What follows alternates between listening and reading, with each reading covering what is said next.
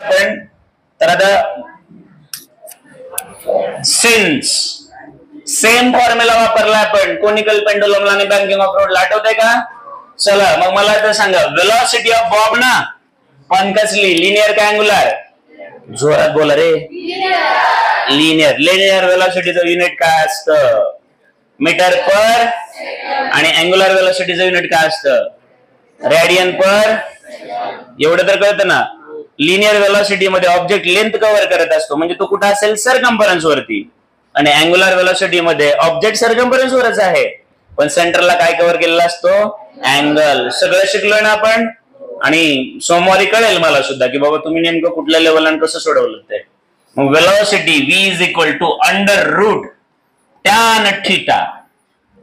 पण थीटा म्हणजे नेमकं काय आहे? तर त्या दोरीने, त्या स्ट्रिंगने वर्टिकल सोबत केलेला अँगलला, मग त्याला सेमी वर्टिकल अँगल म्हटलं जातात, बरोबर आहे ना. हा थीटा तर इकडे सुद्धा तेवढाच असेल ना. आणि आर, आर म्हणजेच काय रे बाळांनो? रेडियस ऑफ सर्क्युलर पाथ, बरोबर आहे की नाही. आणि त्याच्यानंतर तिथं असणार ऍक्सेलरेशन ड्यू टू. हे सगळं झालेलं आहे आणि इथंच आमचं कम्प्लीट एक लेक्चर गेलं होतं. इथून पुढे खूप साध्या सोप्या गोष्टी राहिल्यात, काहीही राहिलेले नाही. इथून पुढे प्युअर मॅथ्स राहिले, प्युअर मॅथ्स. आणि ते कसं आहे हे मी प्रूव्ह करून दाखवतो. ज्या ज्या ठिकाणी तुम्हाला अडचण वाटेल तुम्ही मला सांगा की सर तिथली गोष्ट कळाली नाही, आपण घेऊया. कारण मी आल्याबरोबर म्हटलं आज थोडासाच टॉपिक आहे. पण आता इकडे बघा, ते डायग्राम मी रिपीट करतो. तुम्ही मला सांगा, याला तुम्ही काय बोलला होतात रे? स्लॅब. स्लॅब तुमच्या डोक्यावर आहे की नाही? त्याला आपण, आपली लोक स्लॅब म्हणतात, बरोबर आहे की नाही? हा, स्लॅबचा अर्थ माहिती आहे सगळ्यांना? स्लॅब म्हणजे कानाखाली मारणे असा अर्थ होतो वाटतं, बरोबर आहे ना? हा, स्लॅबच की. आणि हे स्लॅब असतं, पण आपण काय म्हणतो? प म्हणतो, प. असो, तेवढं मला पण कळत नाही. हा, बरोबर आहे. मग ही एक इमॅजिनरी वर्टिकल लाईन अशी दाखवली तर चालेल का? मग ती दोरी दोरी दोरी दोरी त्या दोरीने त्या दगडाला होल्ड करून ठेवलंय, हा दगड घेतला तर चालेल ना? मग टेन्शन ह्या असं असेल ना. मग टेन्शन अलॉंग द स्ट्रिंग, पण कुठं असणार? टुवर्ड्स दी पॉइंट ना. मग त्याला आपण मागच्या वेळेस काय नाव दिलं होतं? ओरिजिन म्हटलं होतं का? बरं असेल काहीतरी. ही रेडियस होती ना, ही रेडियस आहे. आणि मला असं वाटतं ही रेडियस आणि ही दोरी आहे, म्हणजे याचा अर्थ याला एल घेतलं होतं ना. मग तुम्ही मला सांगा, ही हाईट होईल ना रे बाळांनो. आणि हा, याला तुम्ही नाव काय दिलं होतं? थीटा. इथपर्यंत सोबत आहात का? आणि हा जो ऑब्जेक्ट आहे हा असा पुढे मागे नाही होत, तर याचं काय होत होतं? Circular motion. तर हे खोटं खोटं खोटं खोटं सर्क्युलर मोशन एकदा इमॅजिन करून घ्या, कारण नवीन एक दोन चेहरे आहेत त्यांना ते कळायचं नाही, म्हणून फक्त एवढं ड्रॉ केलं. कळलं का आता? एवढं झालेलं आहे मागच्या लेक्चरला. इथून पुढं तुम्ही नवीन काहीही तुमच्या डोक्यात आणू नका, जे आतापर्यंत शिकलात ते वापरा फक्त. आणि तुम्ही 11वीला आलात याचा अर्थ तुम्हाला माहित आहे की तुम्हाला आजपर्यंत शिकलेली प्रत्येक गोष्ट वापरावी लागणार आहे. जर तुम्ही वापरू शकताय तर तुम्ही एज्युकेशन या प्रोसेसमध्ये आहात. जर तुम्ही वापरत नाहीत तर त्या प्रोसेसच्या तुम्ही बाहेर पडलात, असा साधा अर्थ मी काढेल. मग आता चला बघूया काय कसं काय घेतंय. मला माहित नाही, मी आता तुम्हाला विचारत फक्त राहणार आहे. लेक्चर तुम्ही घेणार आहात का मी घेणार आहे, वेळ ठरवणार, वेळ प्रूव्ह करेल. लेक्चर तुम्ही घेतलं का मी घेतलं ते चालतंय. मग करायची सुरुवात. हा, चला आता माझा छोटासा क्वेश्चन आहे. सिन्स बघा आता, ऑब्जेक्ट फिरतोय कुठं? हा, सर्कम्फरन्स वरती. आणि अँगल कुठं क्रिएट होत असतो? बरोबर आहे की नाही? मग इकडे अँटी क्लॉकवाईज मोशन असेल तर लिनियर वेलोसिटी ऑलवेज टँजेन्शियल असते. हे बोर झालं ते सारखं सारखं. तर ओमेगा इकडे असेल ना. मला प्रश्न पडला आता की मला लिनियर मधून अँग्युलर मध्ये शिफ्ट व्हायचंय. मग आता linear velocity v is equal to r into, बरोबर आहे ना, रेडियस टाइम्स अँग्युलर वेलोसिटी असतं, बरोबर आहे की नाही? मग जर मला हा फॉर्म्युला लिनियर मध्ये हवा असेल तर ऍज इट इज लिहा. पण बऱ्याचदा मला तोच फॉर्म्युला कशात असतो? आणि मला सांगितलं जातं एक चाक आहे किंवा एक ऑब्जेक्ट आहे, तो एका सेकंदात 2 राऊंड मारतो, 3 राऊंड मारतो, त्याची अशी वेलोसिटी तशी वेलोसिटी, म्हणजे अँग्युलर सांगितलेली असते. मग आम्ही टेन्शन घेतो की आम्हाला तर 20 माहित आहे, पण सॉरी बाळांनो, तिथं तुम्हाला फॉर्म्युला बदलता आला पाहिजे. आता माझा प्रश्न आहे की या ठिकाणी हाच फॉर्म्युला आता मी कसा करायला पाहिजे, व्हीच्या ठिकाणी काय लिहायला पाहिजे, आर इंटू, मी जर असं म्हटलं देअरफॉर व्ही म्हणजे काय रे, R into is equal to under root tan theta into R into, बरोबर आहे का? हा एक फॉर्म्युला बनला. पण असला फॉर्म्युला कुणालाच आवडत नाही. फॉर्म्युला प्रत्येकाचं म्हणणं एकच असतं की आम्हाला हा फॉर्म्युला असा नका सांगू, कारण ज्या ठिकाणी रूट्स असतात, क्यूब रूट्स असतात, स्क्वेअर्स असतात, आपल्याला ते अवघड वाटतं, सवय आपल्याला नसते तशी. मग तुम्ही काय म्हणता, सर आम्हाला असलं नका सांगू, हा रूट पहिल्यांदा काढा म्हणता. मग आता हा रूट काढायचा आहे म्हटल्यानंतर इकडे स्क्वेअर करावं लागेल, मग पुन्हा ओमेगाचा स्क्वेअर होईल ना. मग तुम्ही म्हणता मग नको, आम्हाला ओमेगा पाहिजे, ओमेगा स्क्वेअर नको आहे, मग इकडे रूट मध्येच राहू द्या, असं बोलणार लगेच तुम्हाला. म्हणजे तुम्हाला किती सोपं कुठल्या फॉर्मॅटमध्ये वाटतं त्याच्यानुसार तुम्ही वागत असता. तर आता इकडे बघूया आपण, परत मला सांगा आता मी म्हटलं therefore omega is equal to under root tan theta into R into g divide by हे आर इथं. आता सगळ्या गावाला माहित आहे आर हे या रूटच्या आतमध्ये आहे का बाहेर आहे? मग आता बाहेरचा आर मला मध्ये घेऊन जायचं असेल तर तुम्हाला सगळ्यांना माहितीये आर ऑटोमॅटिक मध्ये जाईल का आरचा स्क्वेअर होऊन मध्ये जाणार? एवढे रूल्स कळतात ना छोटे छोटे, आणि नाही कळालं तर तेवढं घेता येईल. काय फरक पडेल? 20 चॅप्टर संपायच्या ठिकाणी 19 संपले समजा. एक उदाहरण, स्लो झाल्यामुळे 5वी 6वी घेत राहिल्यामुळे 8वी 9वी घेत राहिल्यामुळे आपला सिलेबस जो आहे तो मागे राहिला समजा, किंवा एखादा चॅप्टर राहिला समजा. मग 20 चॅप्टर जे आहेत त्याच्यातले तुम्हाला समजा 19 झाले पण कळले, आणि 20 पैकी 20 झाले पण नीट नाही कळले, तर महत्वाचं काय कळणं ना. त्याच्यामुळं स्लो डाऊन व्हायचं, लगेच लोड घ्यायचा नाही कुठला आहे. कारण आपण नाही 10वीपर्यंत अभ्यास केला पण आज करायची तयारी आहे ना, तर ठीक आहे आजपासून करूया.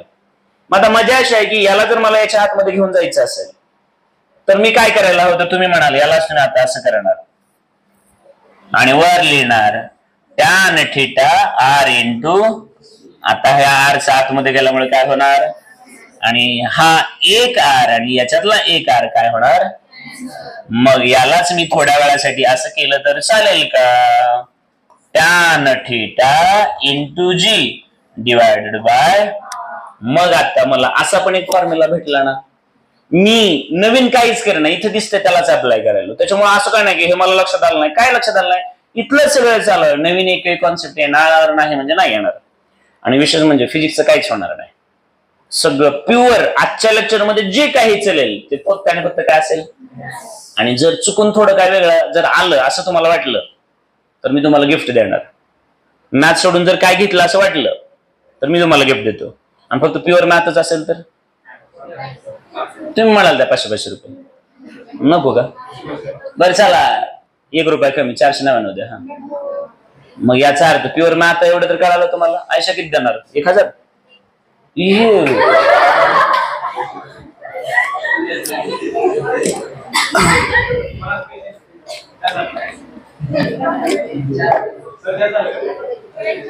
अरे चौकात बसणाऱ्या लोक जास्त देत असतील की रे.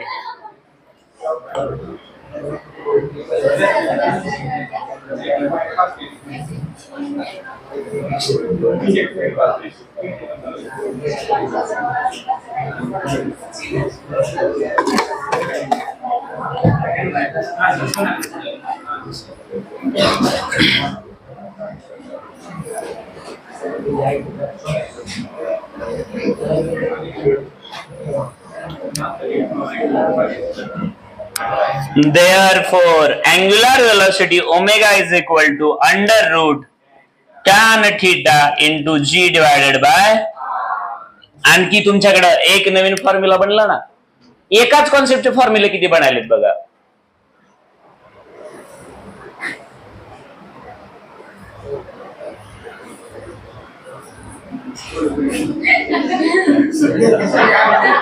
काय हा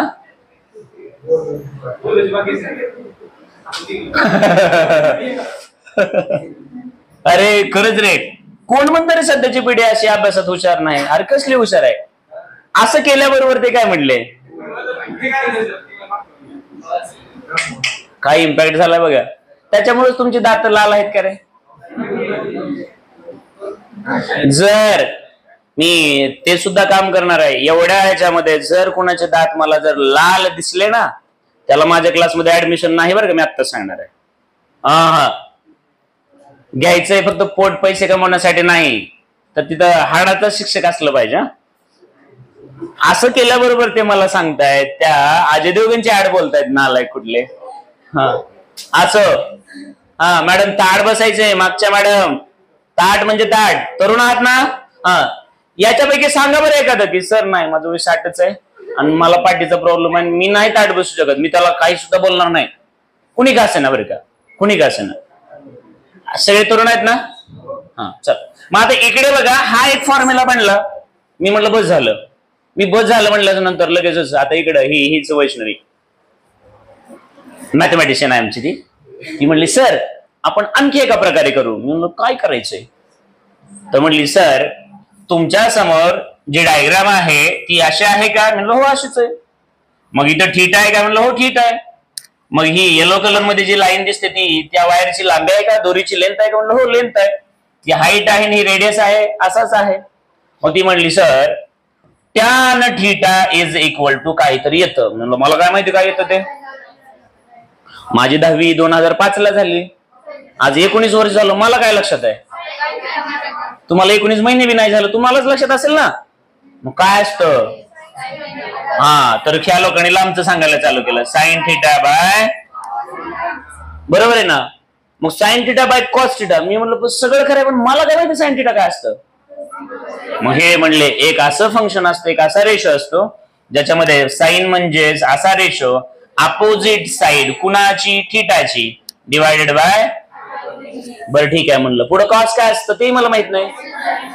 ऍडजसंट साइड कुणाची, तर या थीटाची, डिवायडेड बाय. आणि मला एवढंच येतं बघा, सेम सेमला कट करायचं, एवढंच आपल्याला येतं गणित. मग आता वरती काय राहिलं? अपोजिट, ती पण साइडच ना, कुणाची, थीटाची अपोजिट, आणि ऍडजसंट साइड कुणाची, ऍडजसंट थीटाची. मग थीटा शोधायला गेलो, मग थीटाची अपोजिट काय आली बघा ना, थीटा इथे ना, अपोजिट काय आली, म्हणून त्याला म्हटलं आर. थीटाची ऍडजसंट, आता काही लोक डोकं लावतील सर ऍडजसंट 2 असतात की, सॉरी बाळा, एक हायपोटेनस आहे ना, म्हणजे याला ऍडजसंट म्हणणार. मग आली काय, बरोबर आहे का? मग आता हे म्हणतील मग आता याचा अर्थ आणखी फॉर्म्युला बनवा, टॅन थीटाच्या ठिकाणी काय लिहा, आर बाय. चालतं का? काय लिहा? मग म्हणलं चालतंय, मला काय. म्हणलं चला, therefore omega is equal to tan थीटाच्या ठिकाणी काय येतं, आर डिवायडेड बाय इनटू काय राहिलं, G divided by R R. मग आता इथं आलं omega is equal to G. आता हा वेगळाच फॉर्म्युला झाला ना. आता त्या व्ही पासून ओमेगा, ओमेगा पासून हा ओमेगा अंतरणा. मला एकदा तरी फिजिक्सची हेल्प घ्यावी लागली का? तुमचं तुम्ही बघा, आता तुम्ही मॅथच चालू आहे ना तुमचं सगळं, आणि तरी बाहेर जाताना काय म्हणायचं, फिजिक्सचं लेक्चर अवघड होतं बरं का रे, आवर्जून म्हणायचं. आणि कुणाला जाऊन सांगायचं, मॅथच्याला सांगायचं.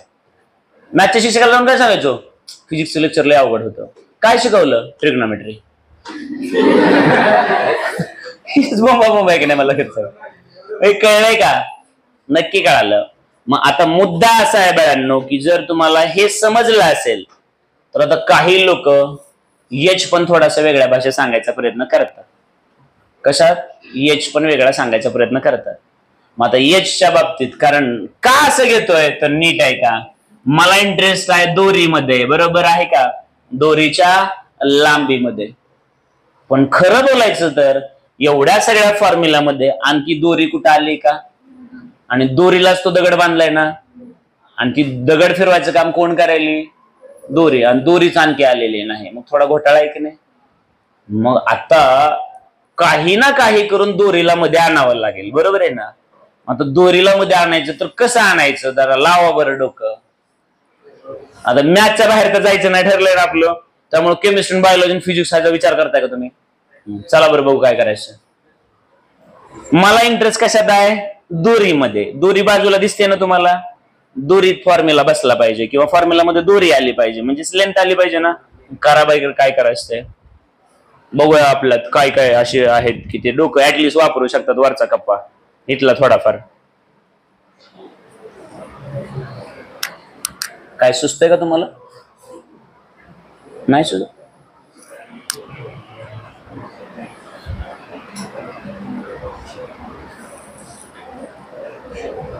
सांगा, 1 रुपया देतो तुम्हाला.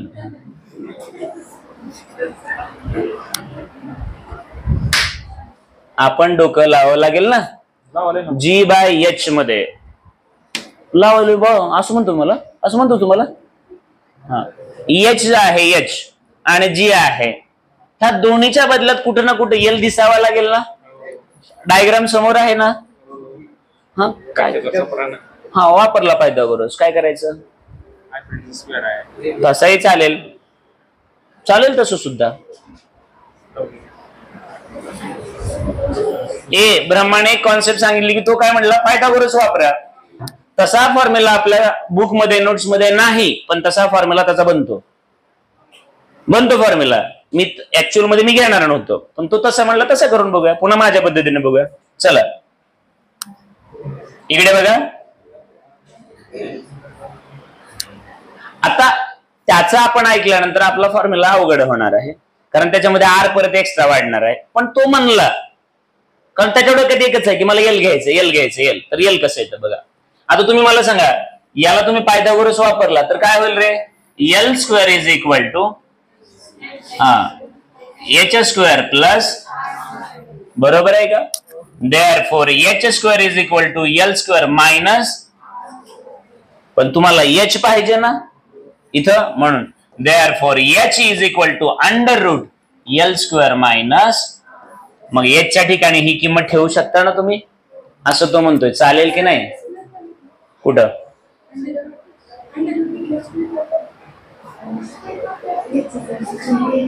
भाई मारो मुझे.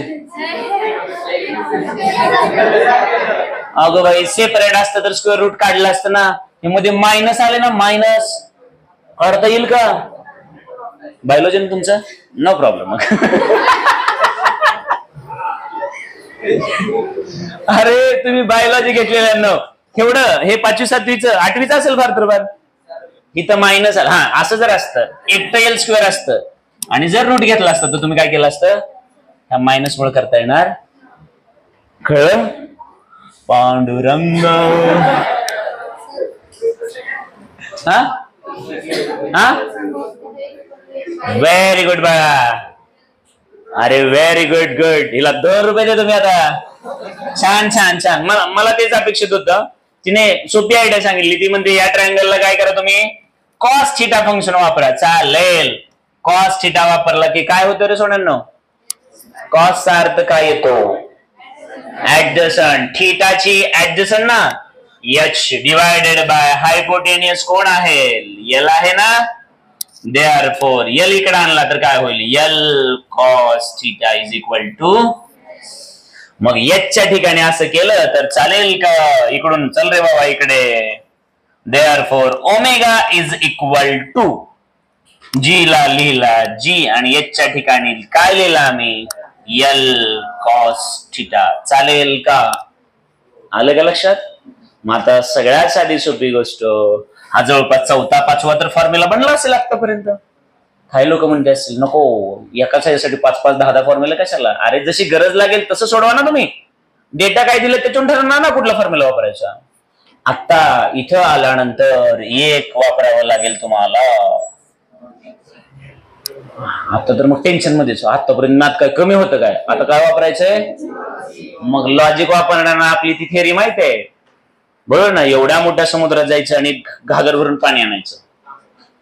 तांबे आणणार का तू? तुला तांब्याचाच इंटरेस्ट आहे बघ.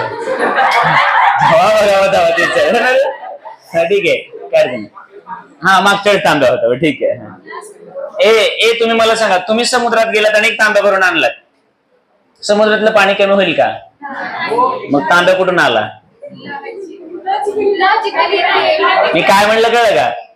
तांब्यावर पाणी त्याच्यातलं झालं समजा, पण आपण काय म्हणतो एवढ्या मोठ्या पाण्यामध्ये एवढ्या तांब्याने इफेक्ट होणार? एक्झॅक्टली बाळांनो, लॉजिक हे अप्रॉक्सिमेशन सांगत असतं, एक्झॅक्ट मॅथ सांगत असतं. मॅथ ऑलवेज एक्झॅक्ट देतं, म्हणजे तिथे अॅक्युरसी 100% असते आणि लॉजिक मध्ये अॅक्युरसी कमी झालेली असते. मग इथं काय असतं तर नीट बघा रे, सगळ्यांना माहित आहे, इव्हन मीच नाही, तुमच्या मॅथमॅटिक्स शिक्षकाने तुम्हाला 10 वेळा सांगितलं असेल, sine theta is equal to theta. नाही सांगितलं बाबा बाबा, असे बघायला लागले कसे. सांगितलं असेल त्या दिवशी तुम्ही अब्सेंट असाल ना. Cos theta is equal to असं सांगितलं असेल ना. पण हे कधी, तर लगेच एखाद्यानं करेक्शन करायला पाहिजे, सर तसं नव्हतं सांगितलं. Sine theta is approximately equals to, जवळ जवळ असतो, एक्झॅक्ट नसतो. याचा अर्थ एक्झॅक्ट होतो, अप्रॉक्सिमेटली इक्वल्स टू असतो, पण आम्ही मॅथ मध्ये वापरतो म्हणून असंच लिहितो.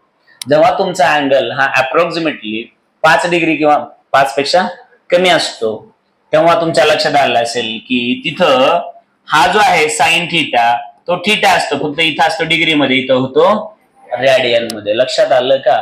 मग जेव्हा अँगल छोटा असतो ना बाळांनो, तेव्हा खरं तर तुम्हाला ते लिहायची गरज लागत नाही. समजलं का मी काय बोलतो. मग आता तुम्ही याला आणखी डोकं लावायला चालू केलं, कॉस थीटा. पण सगळ्यांना आणखी मला एक गोष्ट सांगायची छोटीशी. आता मी जर असं म्हटलं रे बाळांनो, नीट बघा आता, मी तर दुसरं लॉजिक वापरतो. समजा हा तुमचा स्लॅब आहे, ही व्हर्टिकल लाईन आहे आणि तुमची ही दोरी आहे आणि हा आहे अँगल थीटा. हा जर अँगल खूप खूप खूप खूप खूप छोटा असेल, हा खूप छोटा म्हणजे 10:1 असेल, हा का 0 असेल. अँगल खूप खूप खूप खूप छोटा म्हणजे 10:, व्हेरी गुड. म्हणजे अँगल 0 नाही पण 0च्या जवळ जवळ, म्हणजे अँगल कसा झाला एकदम छोटा, एकदम छोटा. तर मला काही लोकांना प्रश्न विचारायचा आहे, कॉस 0 इज इक्वल टू 1 असतो का नाही.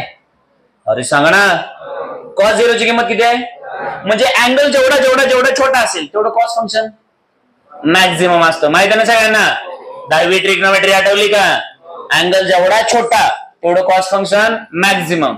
मग हा जर अँगल थीटा हा अप्रॉक्सिमेटली इक्वल्स टू 0 असेल, खूप जवळ असेल, तर कॉस फंक्शनची व्हॅल्यू किती होईल, 1 होईल. मग आता तुम्ही मला सांगा, मी जर याच्यामध्ये एक डोकं लावलं, मी एवढंच म्हटलं omega is equal to g divided by l cos theta ना. पण अँगल जर खूप छोटा असेल तर कॉस 0 ची किंमत किती येईल, म्हणजे हाच परत फॉर्म्युला असा पण आलाणार आहे. कळलं आहे का. आता मात्र काही लोक म्हणतील सर बा झाले बस की. मी म्हणलं नाही, आणखी आपल्याला एक काम आहे. मग तुम्ही म्हणाल काय. त्यांना मला एक प्रश्न विचारायचा आहे. आतापर्यंत आपण एवढंच काम केलंय की एकतर आपण लिनियर व्हेलॉसिटी शोधले किंवा अँग्युलर व्हेलॉसिटी शोधले, बरोबर आहे की नाही.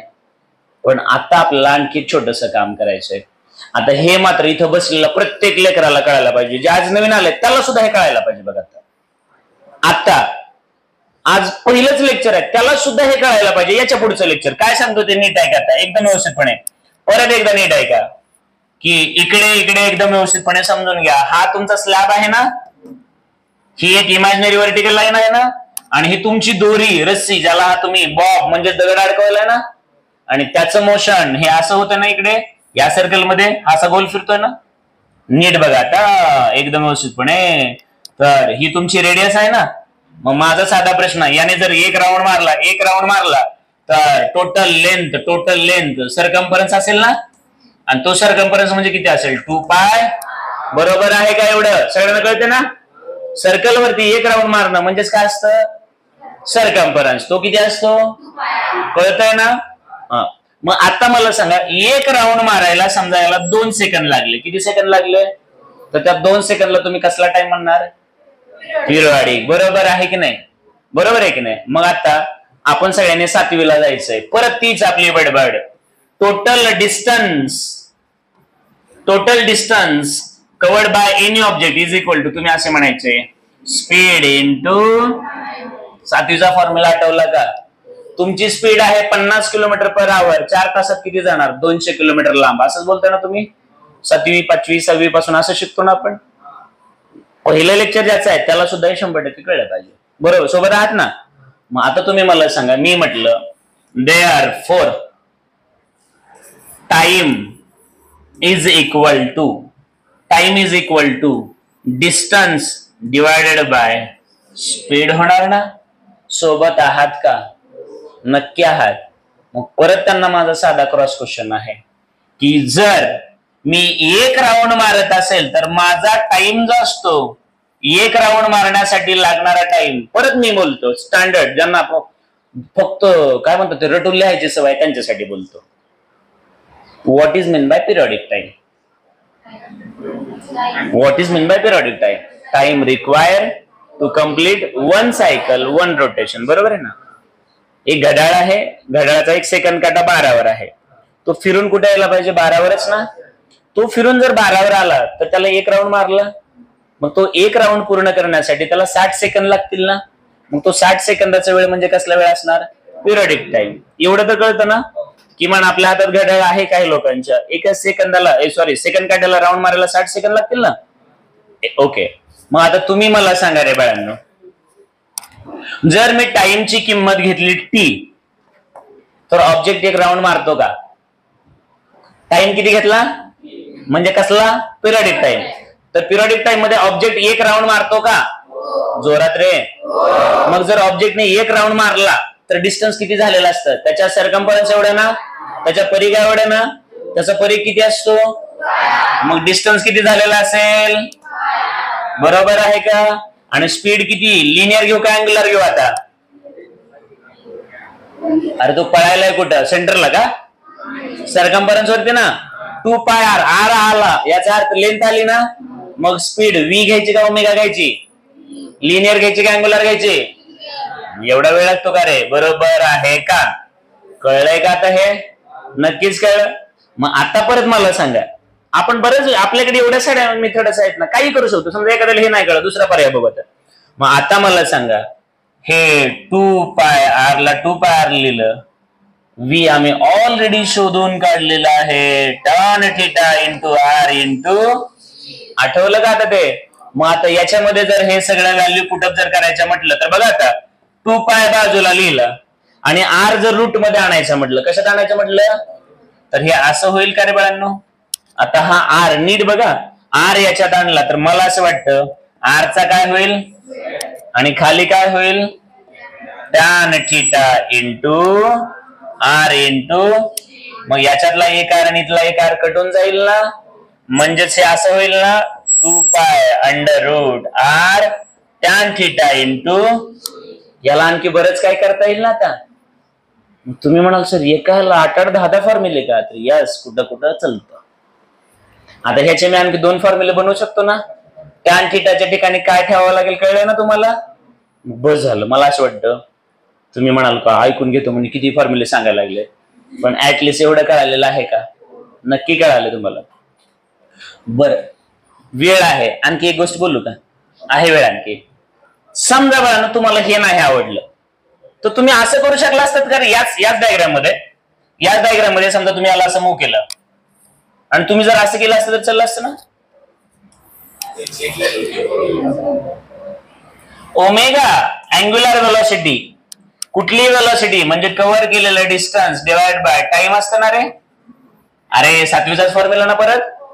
मग मला सांगा, एका राऊंड मध्ये एक राऊंड मारायला एवढा टाइम लागणार ना. आणि एका राऊंड मध्ये लिनियर डिस्प्लेसमेंट 2πr आहे. अँग्युलर किती असतं? जोरात एक राऊंड मारला म्हणजे 360 डिग्री म्हणजे 2π असतं ना. मग त्या केस मध्ये हे किती होणार? म्हणजे ओमेगा ना. Therefore t is equal to 2π divided by, आता ओमेगाचा फॉर्म्युला आम्ही ऑलरेडी काढलाय का? तो इथं टाकायला बस झालं असं वाटतंय मला. तुम्ही म्हणाला आज काय खरं झालंय, पण कधी कधी असं होतं की फॉर्म्युले बनत राहतात. तुम्ही व्हॅल्यू एवढ्या एवढ्या सगळ्या गोष्टी करतो ना. मागचा पाऊण तास झालं आपण मॅथच्या बाहेर आलो. फिजिक्स मध्ये बोलतोय का आपण? काहीच नाही, सगळं मॅथच आहे. आणि ज्यांचा PCB ग्रुप आहे त्यांना मला आवर्जून सांगणं असतं की बाळांनो, तुम्हाला जरी मॅथ असलं तरी तुमच्यासाठी फक्त आणि फक्त कॅल्क्युलसच नवीन आहे, त्रासदायक आहे तुम्हाला. बाकी सगळं 10वीच्या आतमधलं मॅथ आहे. कुणीतरी तुम्हाला असं सांगितलेलं आहे की खूप मॅथ अवघड होतं आणि बरंच काय असं असतं, बरंच काय तसं, त्याच्यामुळे तुम्ही त्याचं टेन्शन घेता. पण तुम्ही बघा 11वी 12वीला कॅल्क्युलस जर सोडला, डेरिव्हेटिव्ह इंटिग्रेशन ज्याला तुम्ही म्हणता, तो जर सोडला तर जवळपास सगळं मॅथमॅटिक्स कुठलं आहे? 8वी 9वी आणि 10वीचं आहे. जे मॅथमॅटिक्स देऊन तर तुम्ही 11वीला आलात ना. हा, मान्य आहे काही लेकरांना थोडंसं टफ गेलं असेल, पण याचा अर्थ काहीच येत नव्हतं असं थोडी होतं. आणि काहीच येत नसतं तर तुम्ही मॅथ मध्ये फेल होऊन तिथंच राहिलं असतं ना. त्याच्यामुळे लोड घेऊ. समजलं का हे सगळं? मग जर हे सगळं तुम्हाला समजलं असेल, आणखी याच्यामध्ये जर काय चेंज करता आला तर बघा रे बाळांनो, आता थोड्या वेळासाठी इकडे प्लीज एकदा बघा, ओमेगाची व्हॅल्यू G/L आली ना. मग मी थोड्या वेळासाठी इथं ओमेगाच्या ठिकाणी असं लिहिलं √G/. तर आता तुम्ही मला सांगा, याला मी असंही लिहू शकतो ना, 2π डिवायडेड बाय हे √G/L, याचा अर्थ दोघांना रूट आहे ना. मग मी असं केलं तर चालेल का? √G√L केलं तर चालेल का? मग मी असं केलं √G√L, तर L वरती जाईल ना, म्हणजेच 2π, आणि असं केलं √L डिवाइड बाय √G. मग ह्यालाच असं म्हणलं 2π डिवाइडेड बाय L बाय. तर मला आवर्जून एक गोष्ट सांगायची की मॅक्झिमम ठिकाणी तुम्ही जो फॉर्म्युला वापरता तर तुमच्या कामाला हा जास्त वेळा फॉर्म्युला येतो.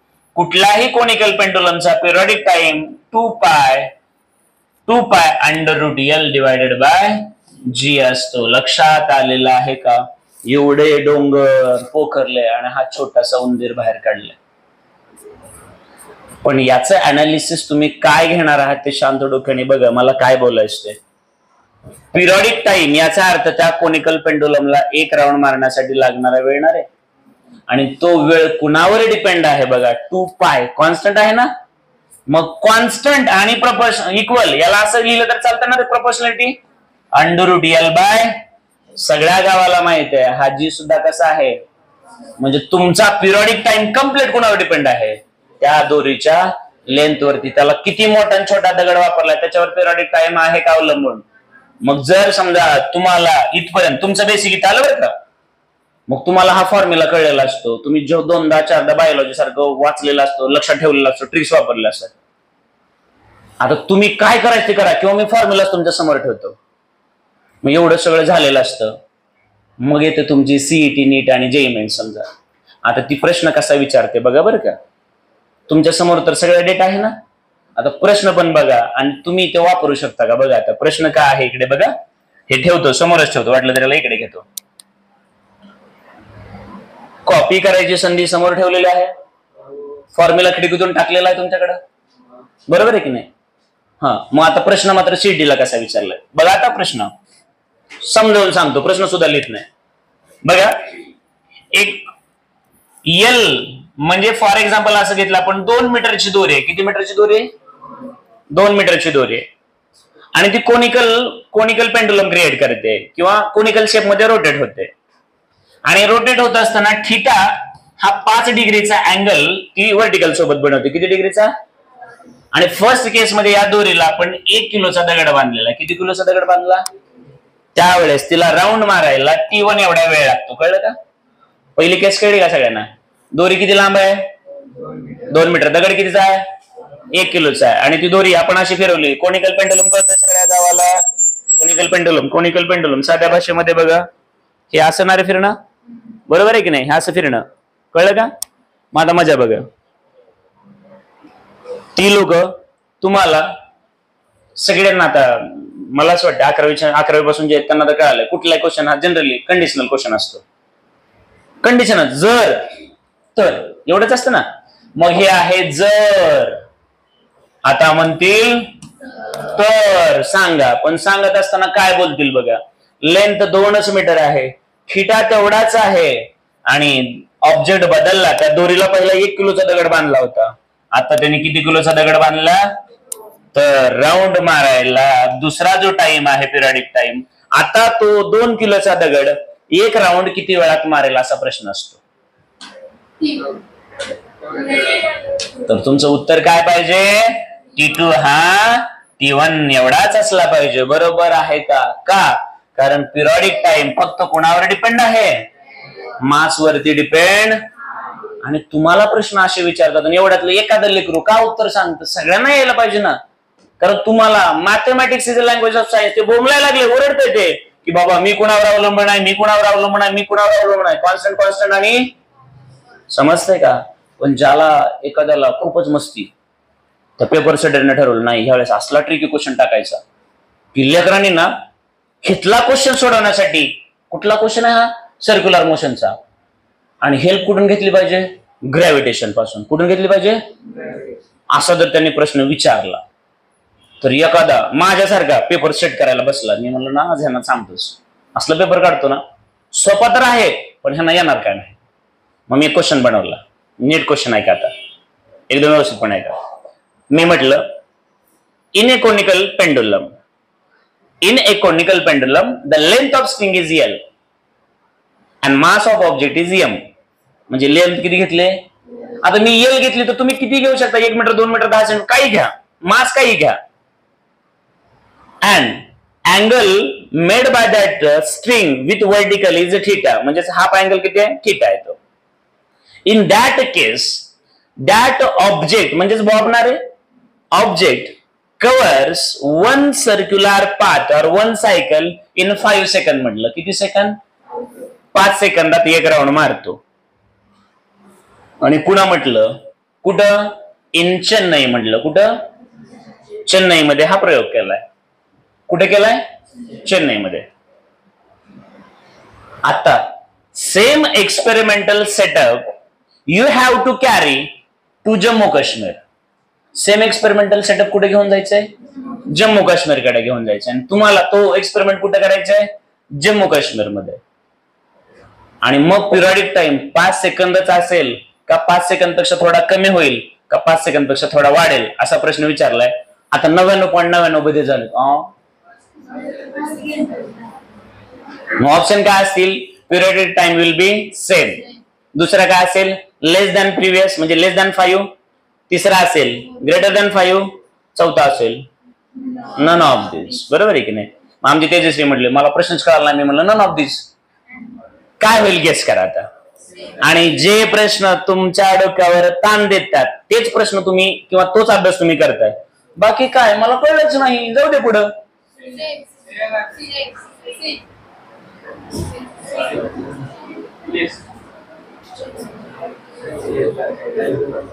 आपण जी गोष्ट शिकलेलो आहोत ती जर आपल्याला वापरता नाही आली, काय शिकताय रे तुम्ही? मग अॅक्युरसीला क्वेश्चन विचारला असेल ना, थोडासा विचार करा ना. Periodic time acceleration due to ग्रॅव्हिटीवर अवलंबून आहे का नाही? आहे का नाही? आहे. ऍक्सेलरेशन ड्यू टू ग्रॅव्हिटी वाढलं की वेळ काय होतो? कमी होतो. बरोबर आहे का नाही? मग जावा ग्रॅव्हिटेशन कडे बघा आणि एकदा भारताचा नकाशा डोक्यात असतो ना, 10वी पर्यंत जिओग्राफी शिकवलेलं असतं. ते म्हणतात आता वापरून बघ. आता थोड्या वेळासाठी मला साधी सोपी गोष्ट सांगा. ए बाबांनो प्लीज इकडे बघा.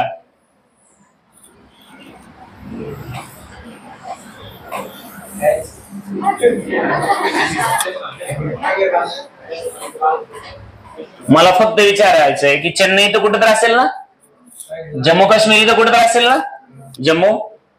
आणि मग याच्या खाली इक्वेटर आहे.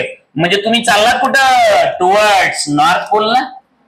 मग जेव्हा तुम्ही नॉर्थ पोल कडे जाता तेव्हा ऍक्सेलरेशन ड्यू टू ग्रॅव्हिटी वाढत असतं का कमी होत असतं? सगळ्यात जास्त acceleration due to gravity equator आहे का पोलकडे आहे? पोलकडे आहे. कारण पोलकडे पृथ्वी चपटी झालेली आहे ना. मग ऍक्सेलरेशन ड्यू टू ग्रॅव्हिटी तुमचं हळूहळू काय होईल? वाढेल. मग ऍक्सेलरेशन ड्यू टू ग्रॅव्हिटी हळूहळू जर तुमचं वाढत असेल तर तुमचा पिरियडिक टाइम कसा होईल? मग तुमचं उत्तर लेस दॅन 5 सेकंद पाहिजे होतं ना. बरोबर आहे की नाही? तुम्हीच विचार करा. प्रश्न कुठला? सर्क्युलर मोशनचा. उत्तर कशात लपलंय? ग्रॅव्हिटेशन मध्ये. हे फिजिक्स. फिजिक्सच्या एका प्रश्नासाठी तुम्हाला पार 5वी 6वी पर्यंत राऊंड मारून यावं लागतो. तिथं उत्तर सापडत नाही. क्वचित तिथं पण असेल, पण याचा अर्थ तिथं प्रश्न विचारला म्हणजे उत्तर तिथंच असं फिजिक्स मध्ये नसतं. फिजिक्स मध्ये सगळंच घेऊन बसावं लागतं. आणि म्हणून मला फिजिक्स काय आवडतो? एक प्रश्न सोडवण्यासाठी तुमचं अख्खं लाईफ, तुमची एज्युकेशनल लाईफ जे आहे ना ती चेक केलेली असते. कळतंय मी काय म्हणतो ते? मग प्रश्न होता कसा? आपण इमॅजिन पण करत नाही असा प्रश्न येईल का? का हा प्रश्न विचारू शकत नाहीत किती माणसं? तुम्हाला ग्रॅव्हिटेशन आहे की नाही 11वीला? तुम्हाला 9वी 10वीला ग्रॅव्हिटेशन आहे की नाही? मग ऍक्सेलरेशन ड्यू टू ग्रॅव्हिटीची सुंदर कॉन्सेप्ट आहे. बरं, ऍक्सेलरेशन ड्यू टू व्हेरिएशन आपण सगळे घेतले का रे? अरे आपण ग्रॅव्हिटेशन मध्ये सगळं घेतलं का नाही? तुम्ही यस म्हणा किंवा न म्हणा, युट्यूब वरती सगळे लेक्चर आहेत की नाही? मग ते कुणाला शिकवलेत मी? घरी बायकोला? तुम्हाला शिकवलेत ना? बरोबर आहे की नाही?